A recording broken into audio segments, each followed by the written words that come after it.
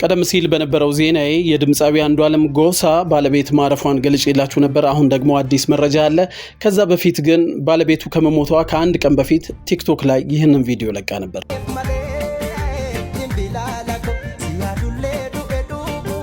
ይሄን ቪዲዮ እንግዲህ ከአንድ ቀን በፊት ቲክቶክ ላይ የለቀቀችው ነው። በእንደዚህ አይነት ስሜት ውስጥ የነበረች ልጅ ነች። ታዲያ የድምጻዊ አንዱዓለም ጎሳ ማናጀር ሌሊሳ ኢንድሪስ ይህንን ጽፏል። እቅዳችን ብዙ ነበር። ከፋሲካ በኋላ የአያንቱ አልበም ኮንሰርትን ለማዘጋጀት ተነጋግረን ነበር።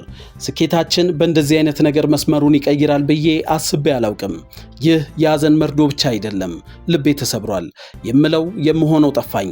ሞተሻል ብዬ መቀበል ከብዶኛል። ድምጽሽ ጆሮዬ ላይ ያቃጭላል። አልሞትሽም እንዳልል የማምናቸው ሰዎች ሞትሽን እየነገሩኝ ነው። ነፍስሽን በሰላም ያሳርፈው። ወንድሜ አንዱዓለም ከምንጊዜውም በላይ መጽናናትን እመኝልሃለሁ። እሷን እንዴት እንደምትወዳት እንደምታከብራት አውቃለሁ።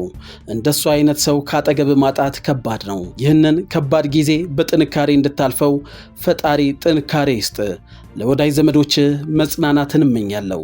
የድምጻዊ አንዱዓለም ጎሳ ማናጀር ሌሊሳ ኢንድሪስ።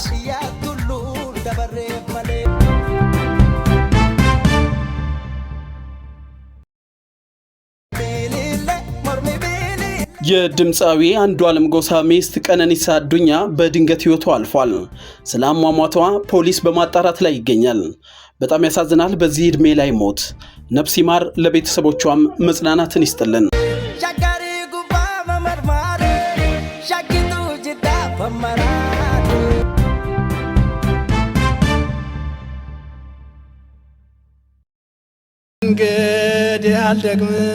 ዛሬ ተደጋጋሚ የሞት ዜናዎች ተበራክተውብናል። አንጋፋው የሙዚቃ ሰው አለማየሁ ፋንታ ከዚህ ዓለም በሞት ተለዩ።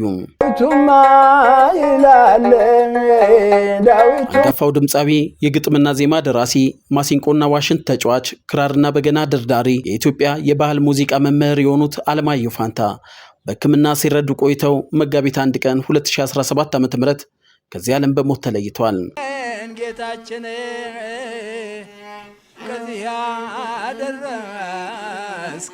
ሥርዓተ ቀብራቸውን በነገው ዕለት ፒያሳ በሚገኘው በገነት ጽጌ ገብረ ጊዮርጊስ ቤተክርስቲያን ከቀኑ 9 ሰዓት ላይ ይፈጸማል።